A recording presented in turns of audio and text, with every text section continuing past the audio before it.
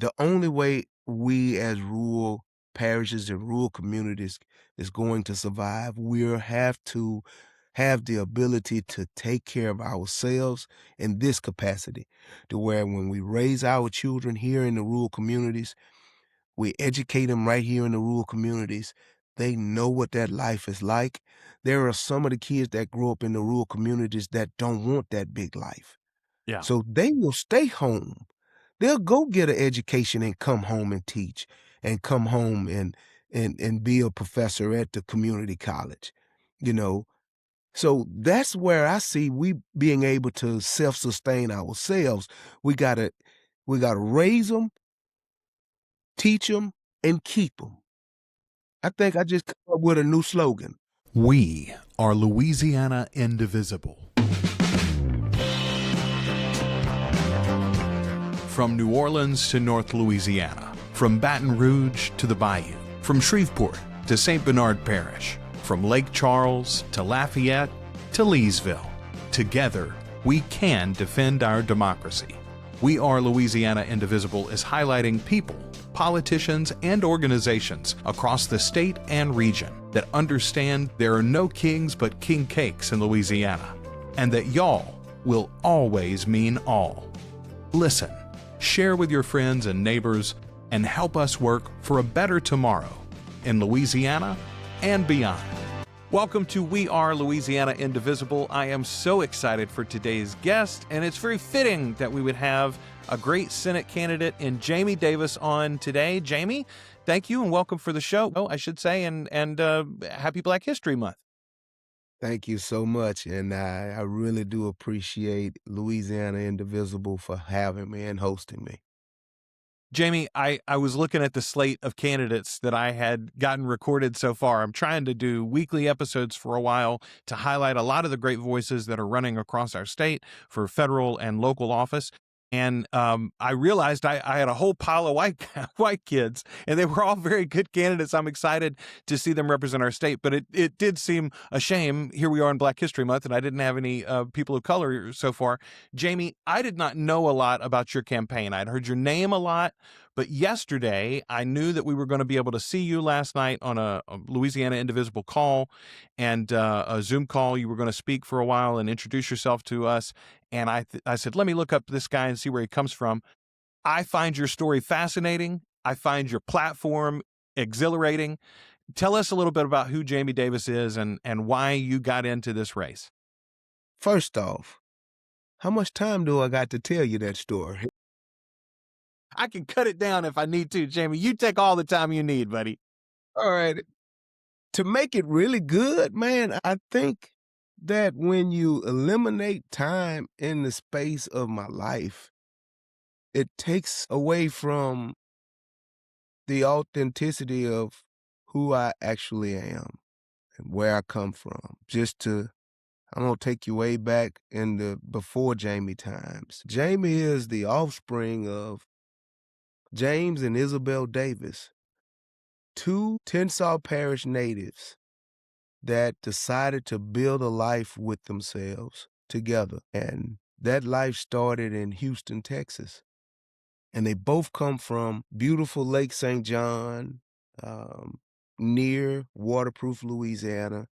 It's kind of just a little country space where there's a lot of farmland and farming. And if you can imagine, just way back in the 60s, you had farm plantation type setups all up and down Louisiana's Delta. And it was full of Black families, down the countryside. And these two kids, start to date and fall in love, and they decide they're going to make a family, and they move to Houston, Texas, because both sides of my mom's family and my dad's family has moved to Houston, Texas. That's kind of the direction that my family on both sides kind of chose. So there's a little baby boy that has been born, and I'll never forget the name of the streets where my parents live. It was Alabama and Addicts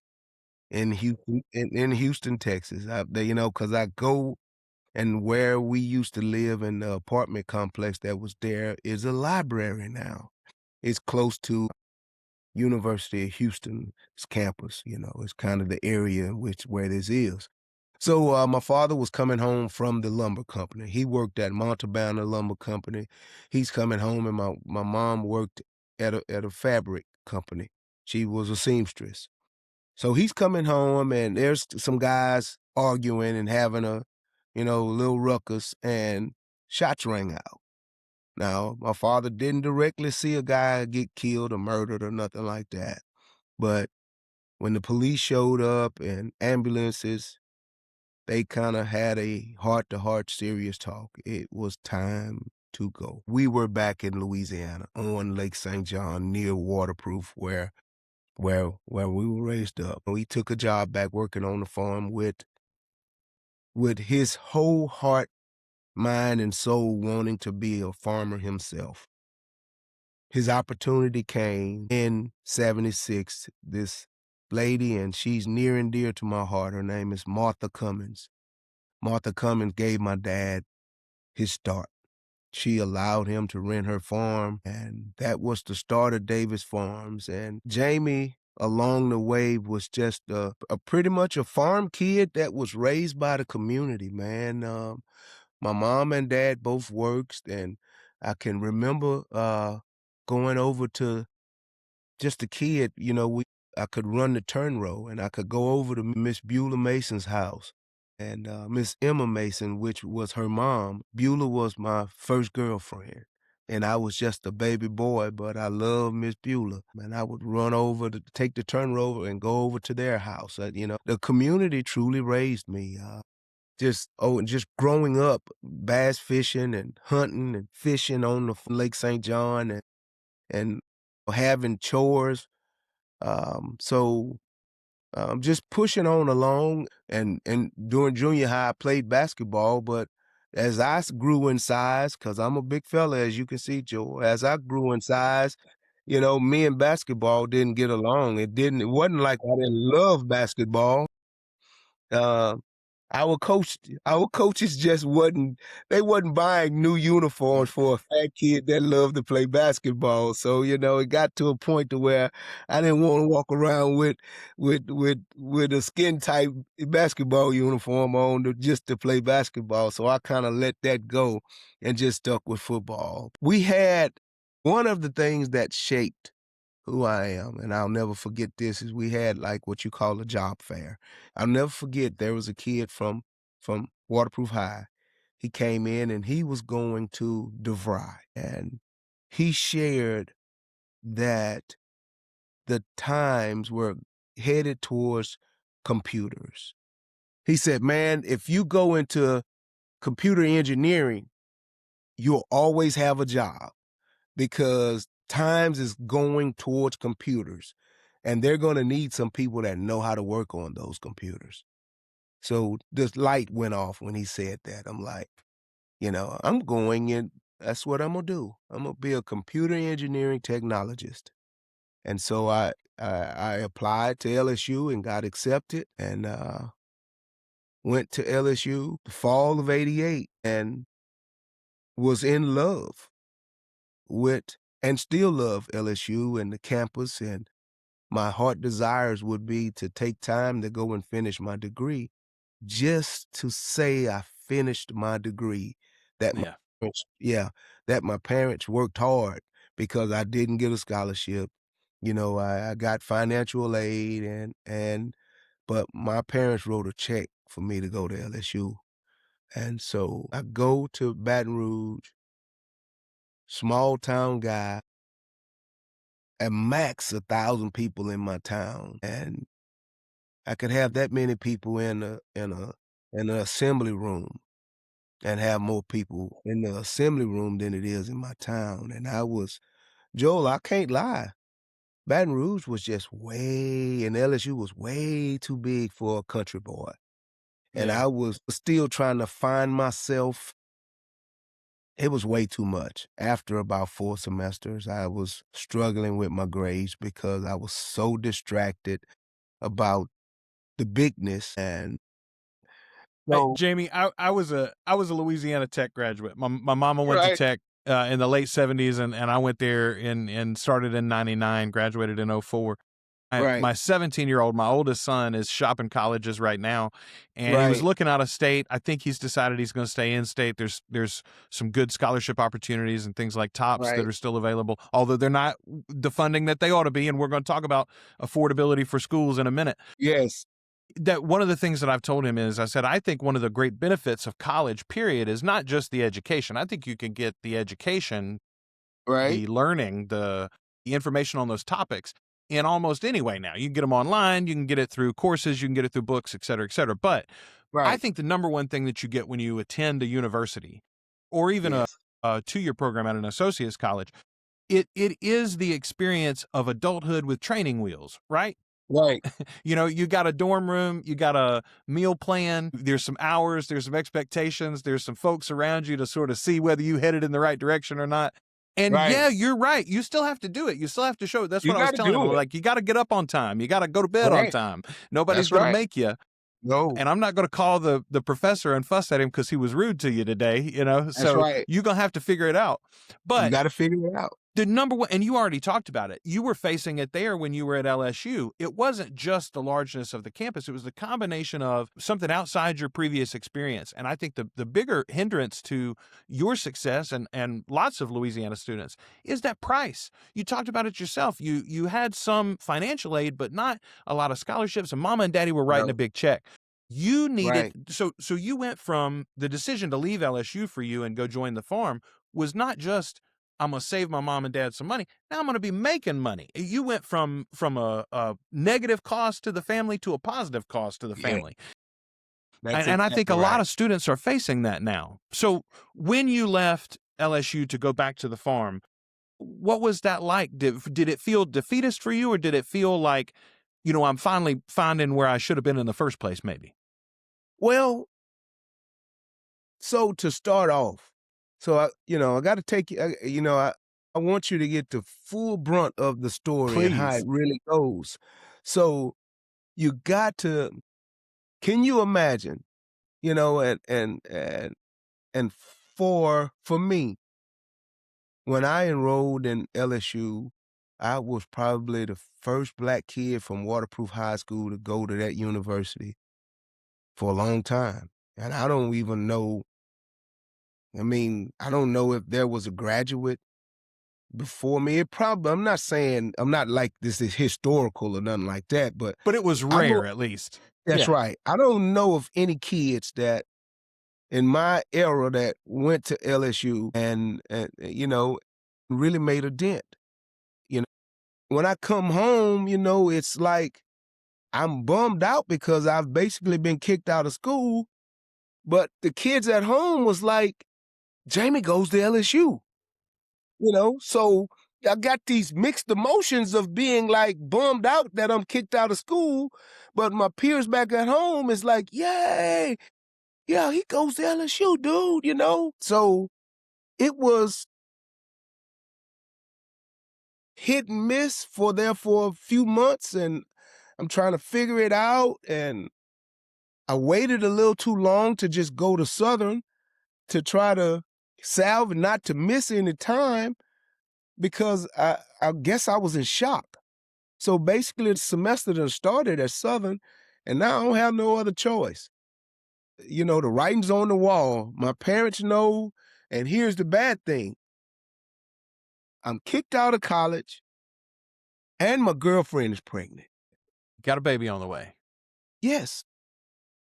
And all I could do, Joe, was just look him square in his eyes and said, I don't have no other choice but to go to work with you. And as amazing as this is,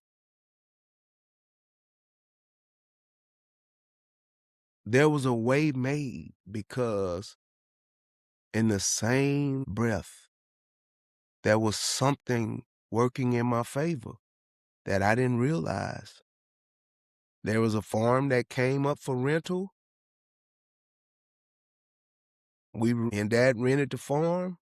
It was 440 acres. We rented it from Mark Miller on Richland Plantation. And that was the start of Jamie Davis being a farmer. I left LSU and walked right into a farm business of my own.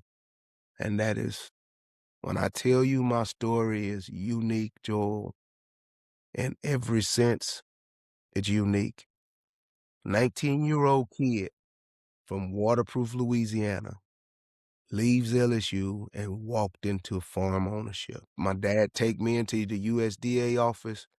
We applied for an application. It was approved, and I started farming. And very successful too. You grew that operation with your father from a Yes. fairly small operation. Y'all are over 2,000 acres now, I think, right? Well, right now we at 3,200 acres now. There you go. So we went from when I left LSU, we probably were 200 acres maybe, and we went from that to where we are now, just over the course of time. And you know, I've seen it all, man. I've seen times in farming to where it was super great and there's no other life that you'd rather live. And I've seen times to where I actually went and took a job in New Orleans on the wharf down on Chapatula Street and went to work driving a forklift and unloading ships a couple of winters to where, you know, it was just tight and I had to make ends meet, you know. I had family members that worked down there that were longshoremen, and they brought me in, you know, allowed me to work to make money to take care of my family.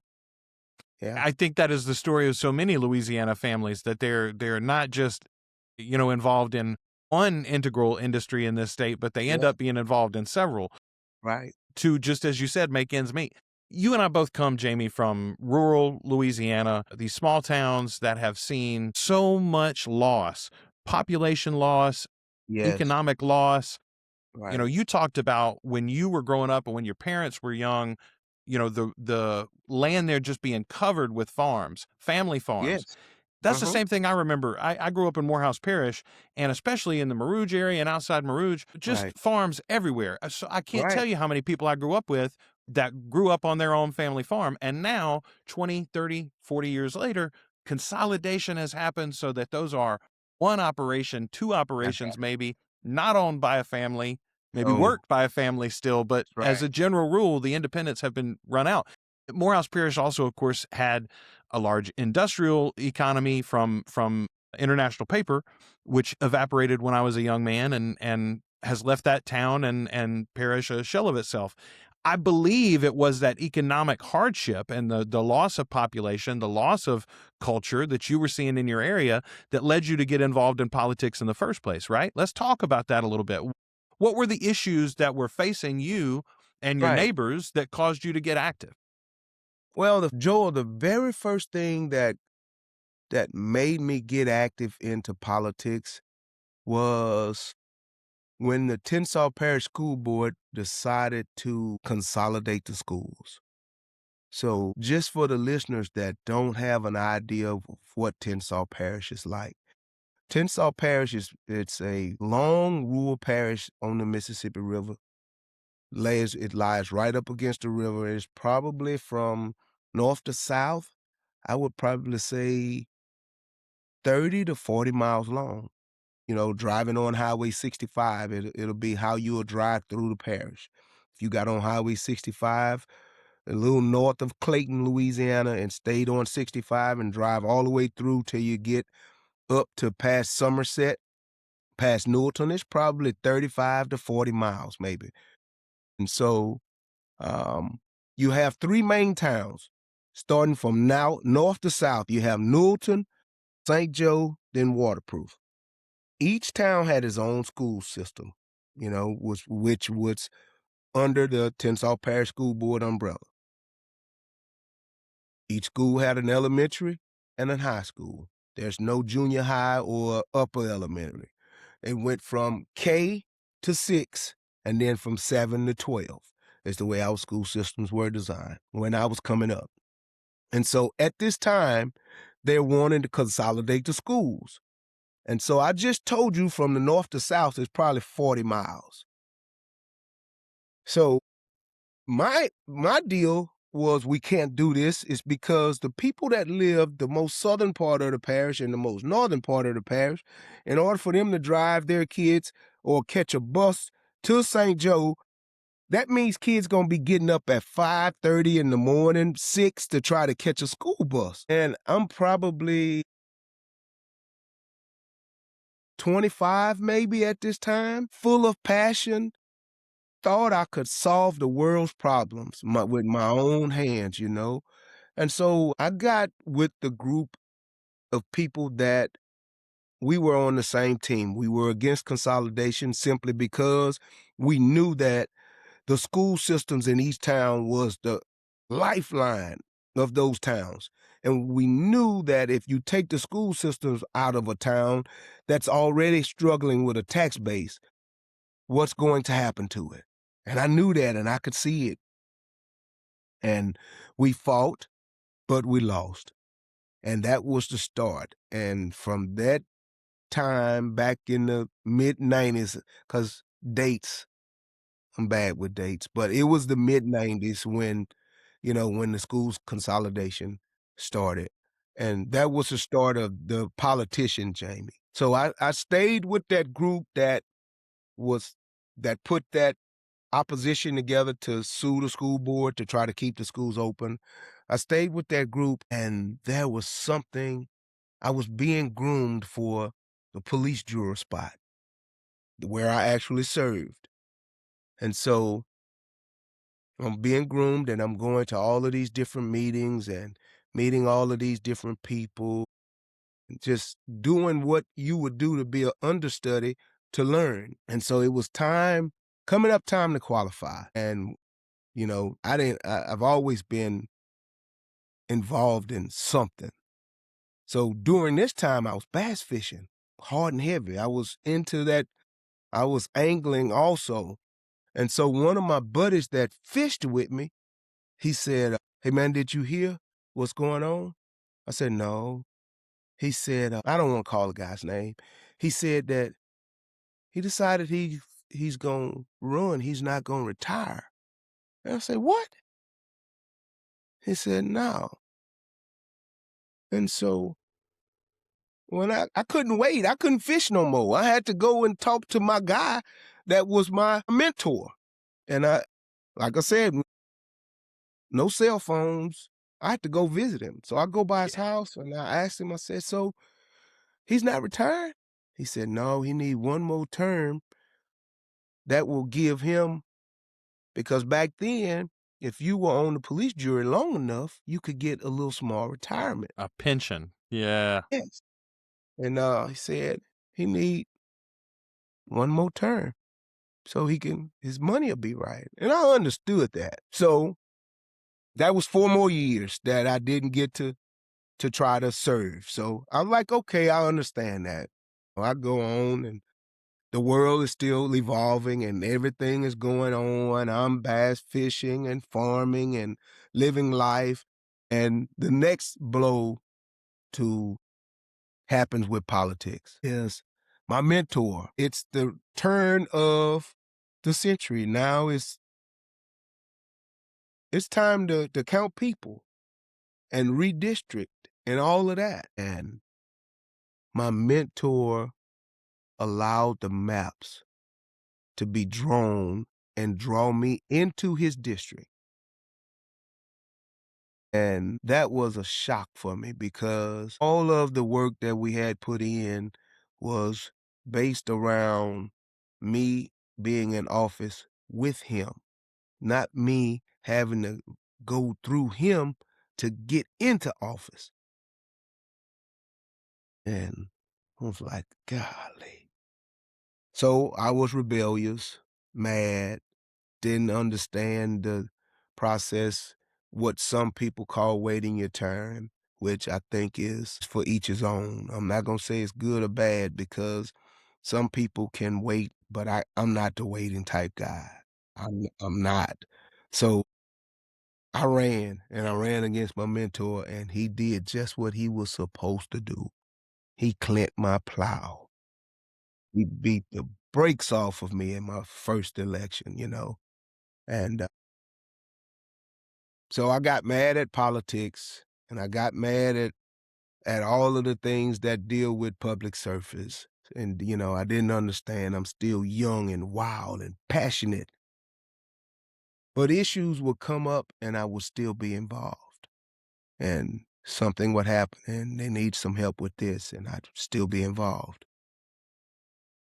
And so time came again, just as time always gonna do, it keeps going. And I ran again. And I didn't have no other choice but to run against my guy again. And I ran this time and I beat him. At the time when I ran against, he had served maybe like 41 or 42 consecutive years in his position as the District 7 police juror in Tensar Parish. And I was fortunate enough to win the election, and the rest was history because I was eat up then. When I was elected, my peers thought enough of me to elect me within the group to be the vice president. So I served as vice president. And in my first term, I don't know if you remember the St. Joe water crisis.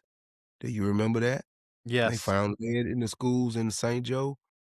I was the vice president of the parish at that time and had to deal with the likes. I can remember being in meetings and sat next to General Honore, and Governor John Bell Edwards is right over there, and General Honore is right there. But at that time, I didn't know who they were because, you know, I'm just a young freshman police juror that's trying to solve my parish's problems. And I thought I did the very best I could to do those things because we got some things done during my term that was a nemesis to Tensar Parish. Like our landfill was out of compliance for a long time. During my term, we got the landfill back in compliance. Like I said, we solved the water crisis where, we got a complete brand new water system.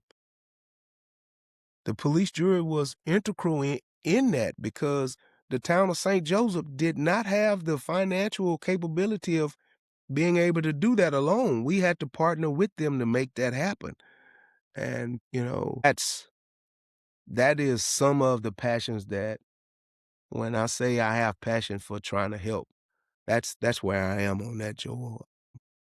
I think though, Jamie, that desire to see real progress for your community is exactly what is inspiring. And I think that's where I want to segue now to this Senate run. One of the things that I see again and again, not just from the candidates that I'm talking to, but from constituents, individuals in this state, neighbors of mine, we see this leadership at the state level, at the federal level from Louisiana. The Louisiana delegation is got a lot of heat. They are a very important part. Mike Johnson, Steve Scalise, Clay Higgins, these are all names. Bill Cassidy and John Kennedy. These are names that are very important in the MAGA movement, very connected to this Trump administration. And yet the Louisianians are not seeing the benefits of those connections. What have you done for me lately? I just keep thinking, we've got Yes. infrastructure problems across this state. We've got funding problems across this state. You mentioned last night on the call that you and I were on talking specifically about the healthcare makeup of this state, the number of constituents across Louisiana that are using Medicaid or Medicare or, SNAP benefits and all of these various things. And yet our elected officials are continually defunding those programs instead of fighting to maintain or grow the funding. So you made such a good point last night that the folks we sent aren't doing the jobs that we've literally named them to do. Let's talk a little bit about that and how those folks are failing. Well, so, to start with, you have to go back to the definition of the title in which that they hold. And I live in CD5, Congressional District 5, so I'm going to speak where I know the terrain.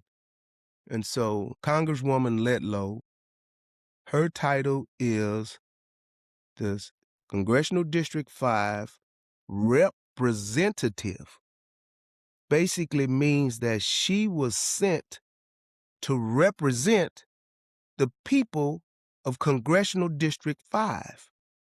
She wasn't sent to represent the president or herself. So if 53+% of the population of Congressional District 5 is on either Medicaid, Medicare, or the ACA, the majority of the people in your district wants you to vote to keep those services on. They don't want the lights turned off on those services because they need them. And I'll stay right there and talk about the hospitals. When you have more than 18 hospitals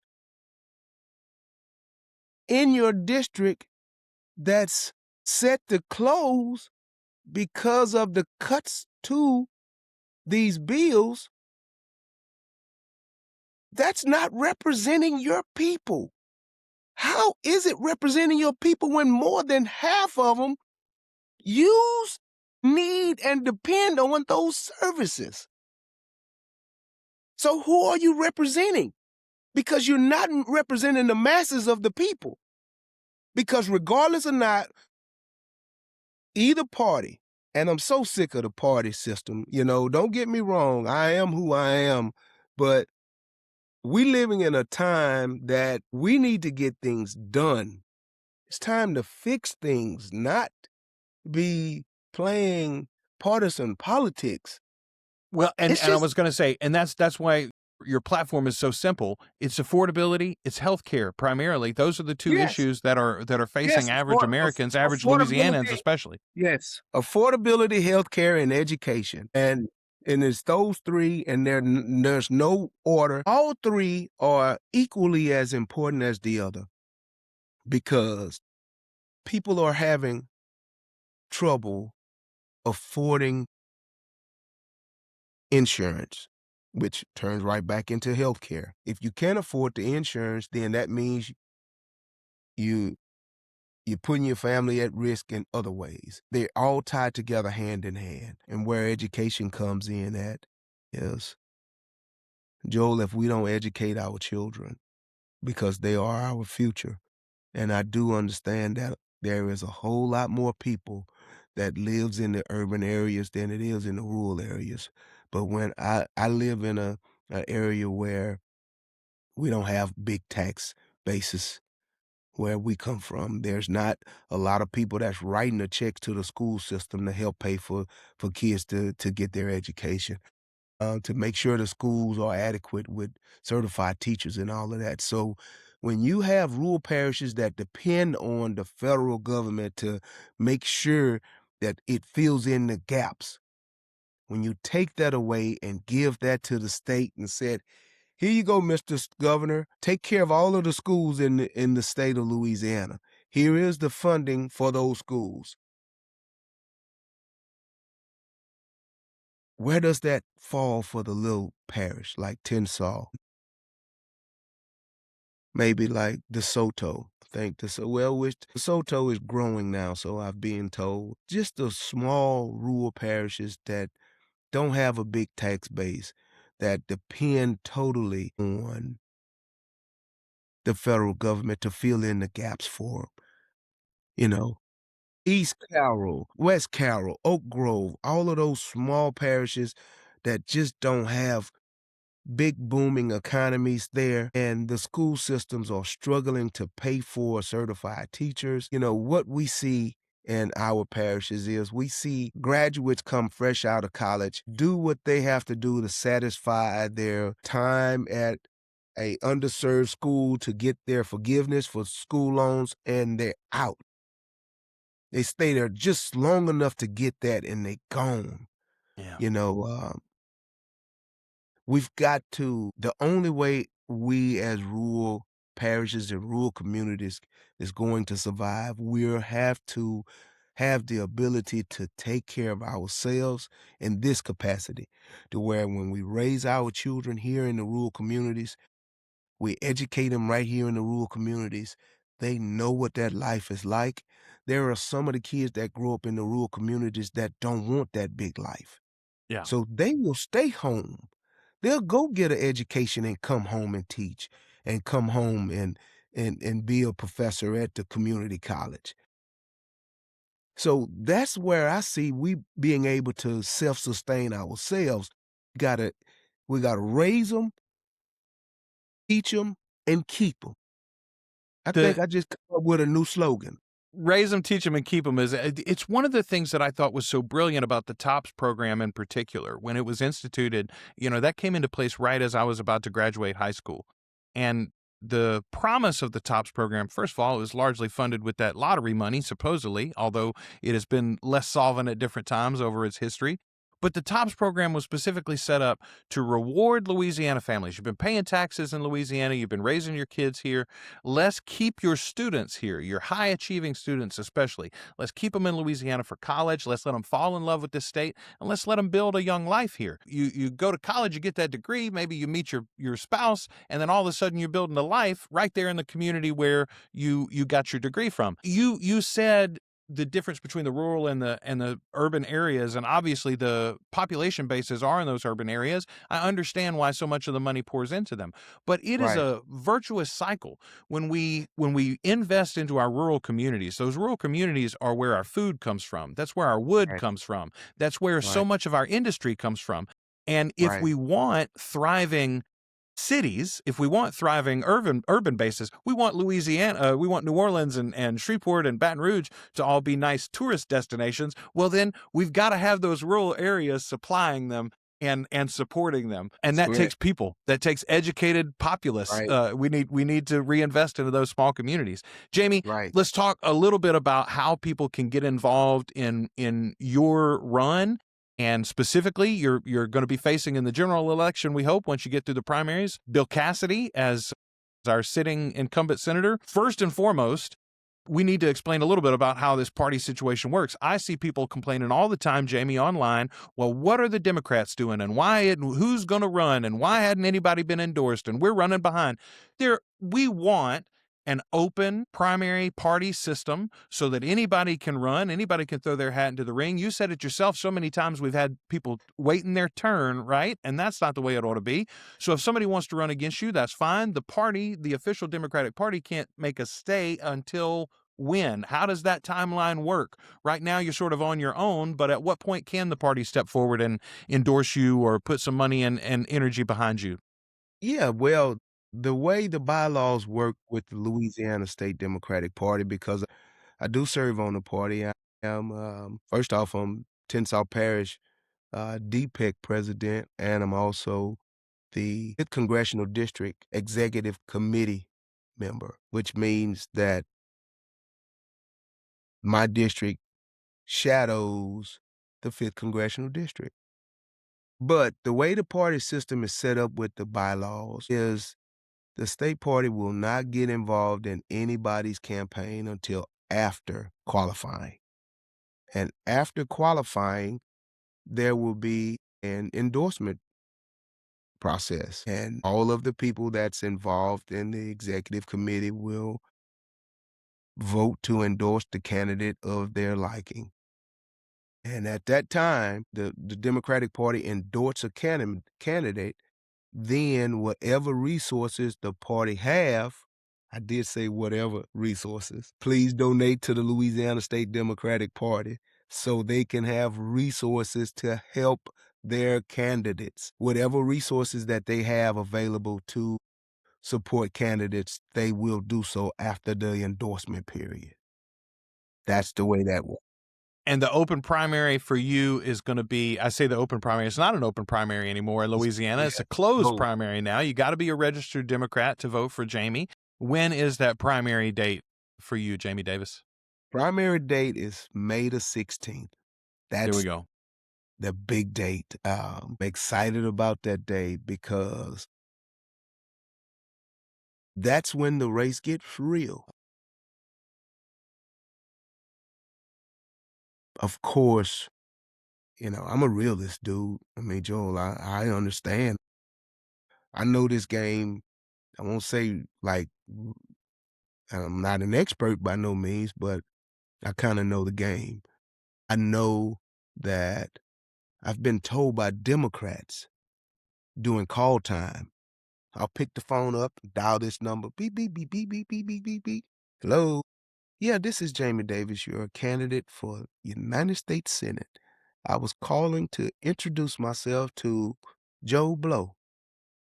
Man, you ain't got a snowball chance in hell at beating, And I said, sir, so what are you going to do? I was like, and my favorite question to a defeated Democrat is, so you just going to roll over and give it to him? That's the question that I ask. So do you want me to just roll over and give it to him? No, I don't want you to just do that. Okay, I say, so basically you're saying that we should fight then, right? Yeah, you got to fight. Okay, so I can't fight an army alone. I need your help. Are you willing to help me? I still don't think you got a snowball chance in hell of winning, because the Democrat Party is this and the Democrat Party is that. But I said all of that, Joel, to say that when you defeat yourself, it's easy for your opponent to beat you because you're already defeated. If you don't have any fight in you at all, I wonder if a burglar break down the door and it's a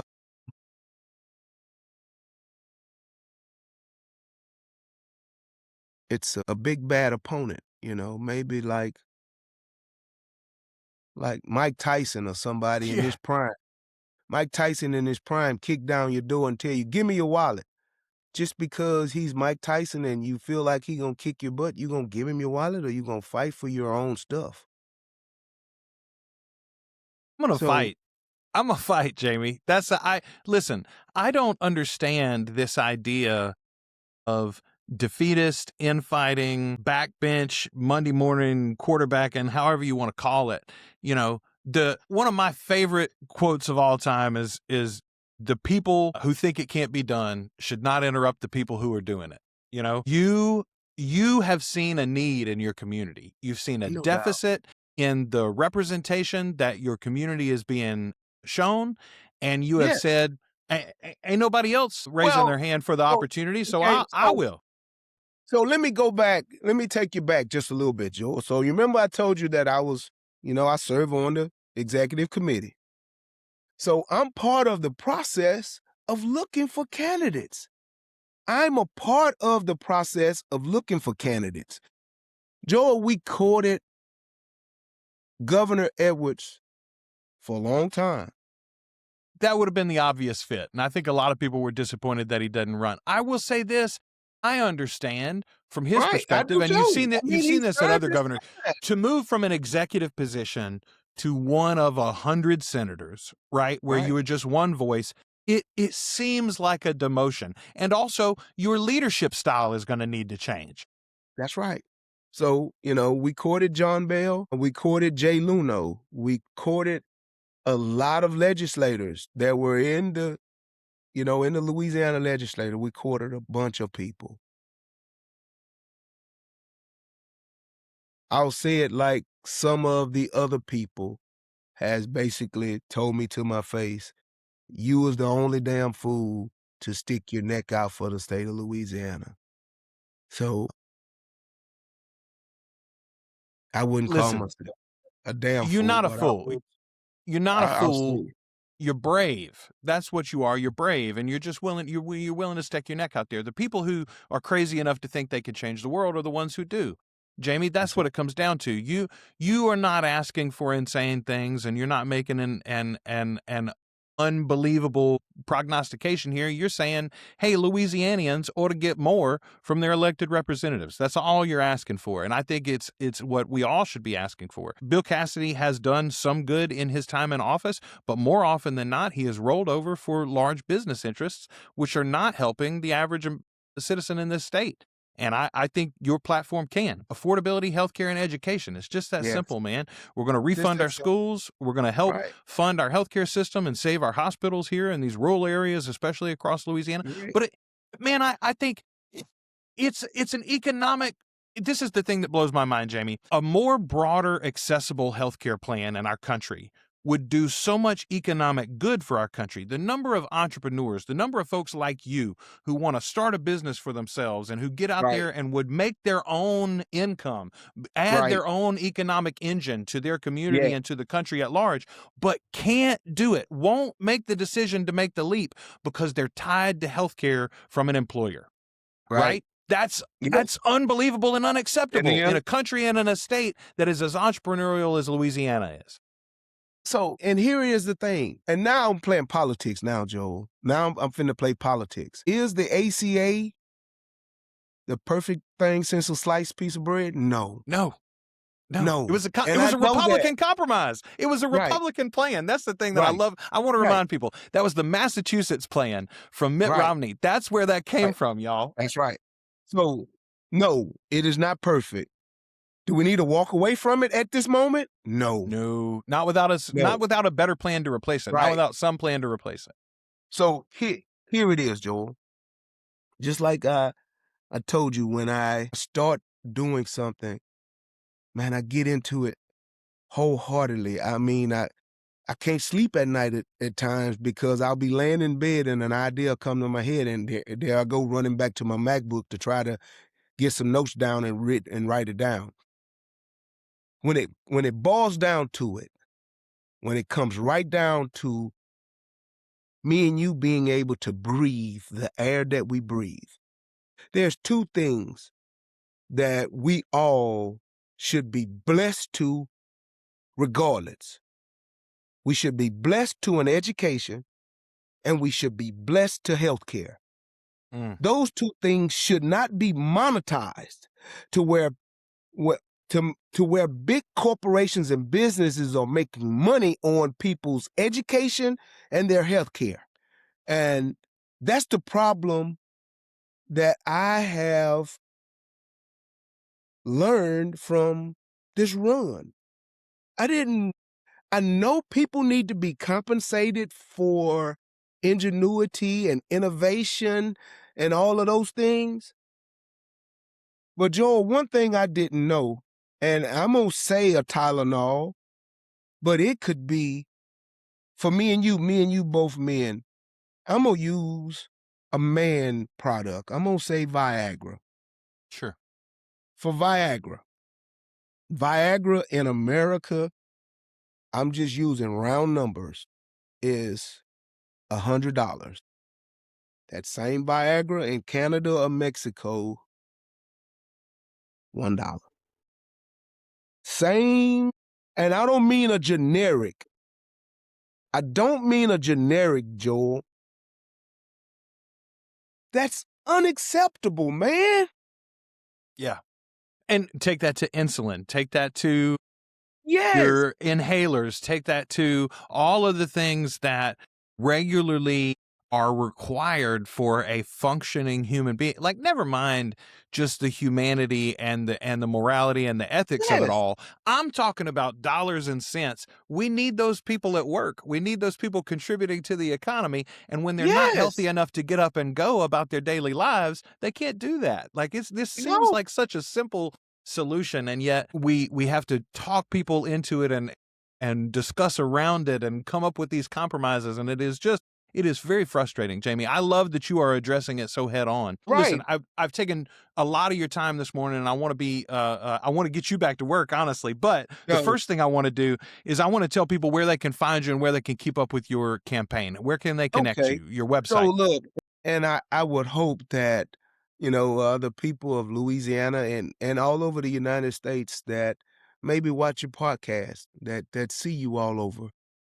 If you agree with who I am as a person, no nonsense, raised myself up from bootstraps, from hard work, determination. If you agree with this campaign and you would like to be a part of this campaign, you would like to help, you can find me at Jamie for Louisiana. That's all words, no numbers. JamieForLouisiana.com. I'm on all of the social medias except X. um, the Blue Skies, Facebook, Instagram, TikTok. If you're looking for a campaign to get behind that are for real people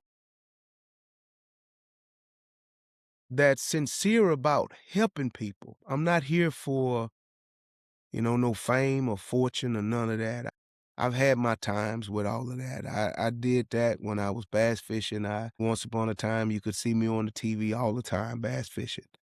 Man, it's time to I've got some grandkids and great grandkids, Joel, that I got to try to fix this thing for before I have to get out of here, because time ain't stopping, and I'm getting older. I know you see this gray on my chin. Um, Tensas Parish is a place that, as long as I'm here, I plan to have a presence there. We own land there, and I want my legacy to live on, not for my grandkids or my great grandkids to say, Papa left this land, but I'm not going back there to farm. I want them to want to be where it all started. I want them to they don't have to stay, but I don't want them to not be able to stay because it's just completely, literally miserable. There needs to be an option for people to live in rural America if they choose to. And when you Amen. take hospitals out, you take people out. Because who wants to live where you can't have an adequate quality of life to be able to go see a doctor? I don't know. We all have wives. And when my wife have to go see the lady doctor, she got to drive, bro. It's a trip. She got to take a trip to go out of town to And go it's see the getting lady worse. doctor. It's getting worse every day. Across the whole state, Jamie, our citizens are facing that exact same journey for even, never mind specialists. It's getting to be that way for literally general practitioners, and that's what we Yes. can change with better affordability and better funding for our healthcare system. JamieForLouisiana.com. I love that website, by the way. So easy to remember. And that's exactly what you're doing. You're running for Louisiana, and I'm excited to be a part of it. Man, it's a people's campaign, man. And I love people, and I love to hear their stories. I love, Joel, I hate to just take so much of your time, man, but I could go No. on and on. I was in Lafayette Sunday, and I met this young lady that's just trying to find her way. She is a student at UL, and I love Kia. I fell in love with Kia from the moment that I met her. I went to this, it was a Black History program, and it was all about Lafayette, and it's the heritage there. It wasn't about, like, when you think Black history, how you think about the old heads and the national Black history people. This one was about Lafayette's Black history. And so when I walked in, there was this young lady, and you had vendors around, and of course, I see the treats, and I go over towards the treats and I get some treats. But there was this young lady. She's a student at UL Lafayette. Her name is Kia, and she loved hats. And she had her spread out, and she was selling hats. And I'm a Houston Oilers fan. I was born in Houston. She didn't know that, but I was eyeballing this Oilers cap the whole time. And so she and I got to talking, and I bought the cap. And, after the meeting was over and they had gumbo and we ate gumbo, I was all in that meeting, man, because there was a little old lady in there I want to say her name was Miss Ann, but if it's not her name, please forgive me if Miss Ann see this. She was 90 plus years old with all of her functions, all of her mindset. She was one of the first nurses to be there in Lafayette, first Black nurses to be in Lafayette. She was just a trailblazer. But it all brought me back to Kia. Because when the meeting was all over, and she was like, so you was telling me you was in agriculture? And I was like, yeah, I'm ag. And she wanted to know more. So she's walking with me to go to my truck. She said, so tell me about ag.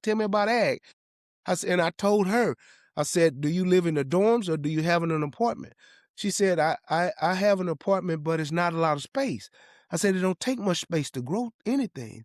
And I told her, I said, find you a container, get you some soils and put in it. And I said, she is a entrepreneur. She is a baby. She is what I would call a straight go-getter. Joel, this young lady's path, I would love to just sit back and document and be able to say, no, turn left, don't go right. Right. To help mold her, because she wanted to know so much more. And so this is what the last words that I left her with. And I told her, I said, ma'am, I said, just do this in your life. I said, don't never let somebody else write your story. I said, I've made some mistakes in my life that I've allowed people to write my story. I said, you have to write your story. That way, when you tell your story, you can tell it loud and proud. And my thing with this campaign is I need to finish writing my story, and it's not about me. This story is about the people of Louisiana, and we're at a turning point, and at this turning point determines the powers of the United States of America. People don't realize that this race that I'm in, that people seems to think that I don't have a snowball chance of winning, could be the same race that keeps the people in power, that's taking and stripping power away from us. There's a song, I want to say is Harold Melvin and the Blue, and the song says, wake up, everybody, no more sleeping in bed. People, we better wake up. For everybody that's involved, if the things that I've talked about today mean something to you, healthcare, affordability, and education, if those things are important and you hear my voice, you might ought to pay attention to what's happening with the elections. And I'm not saying vote for me, even though I want you to, because you have the freedom to vote for who you want. But I can promise you that if you don't vote, you don't have a right to voice what happens later on when things are not going in the way that you want them to go. It's not going to be good. We got to write your own story. You said it, Jamie. Don't let them write it for us. They've written this story already. They've said that's exactly right. This race is over. They've said it's Bill Cassidy. They've said the important thing in this race is the fact that Trump said Julia Letlow ought to run for it, and that's the nonsense. Never mind that there are other candidates. Never mind that Bill Cassidy has failed to support the people of Louisiana, not just the president. Yeah, we're going to write this story, not just we got to write them. This story. But we got to stay active. Jamie, thank you so much for standing up. Thank you so much for putting your name out there. Thank you so much for your service already to our state. And I'm excited about what you're going to do in the future. We're going to keep writing that story, man. Thank you, Joel, man. I appreciate everything that you've done for me. And if you allow me one more hit, hey, look, if this campaign fits who you are as a person, don't just sit back and watch it. Get involved. Because as you know, the Republicans have all of the resources. The only way we can beat them is with warm bodies and votes and people working in the same direction. Join us at jamieforlouisiana.com. Hit the volunteer button, hit the donate button, because of course you know that every campaign's fuel is dollars. I won't be doing a good job to be a candidate if I don't ask for donations. And it's not that I want your money, but the money is the fuel for the campaign. It's not for me. Let's be very clear with that. In order to reach people from Lake Charles to Lake Providence, from New Orleans to Shreveport, it takes fuel. And that old Ram that I'm driving, it's been traveling, but it needs some fuel to keep going. Like, subscribe, all of that to the social medias, because that helps grow my circle of people who I don't know. But once you subscribe and share, now you've just introduced me to your circle. You've just introduced me into your circle. So please like, comment, subscribe. If you know who I am and the person next to you that may be looking don't know, when you vouch for me, that's speaking for me. That's saying that, hey, this guy is who he say he is. And he's a real person that loves real people, that's for the people. Let's go. We need to go to work. Don't send me away with good luck. Don't send me away with best wishes. Let's go to work together, Louisiana. Let's join hands and get this done, because with people building people, we can get this done. Thank you so much, Joe, for your time. Couldn't have said it better than that. JamieForLouisiana.com. It'll be in the show notes too. Y'all make sure you like, follow, and contribute to the campaign if you can. All right, Jamie, I got a feeling you and I are going to be talking again before too long. So I appreciate your time this morning and look forward to seeing you again soon. Thank you, Joel. I appreciate it, man.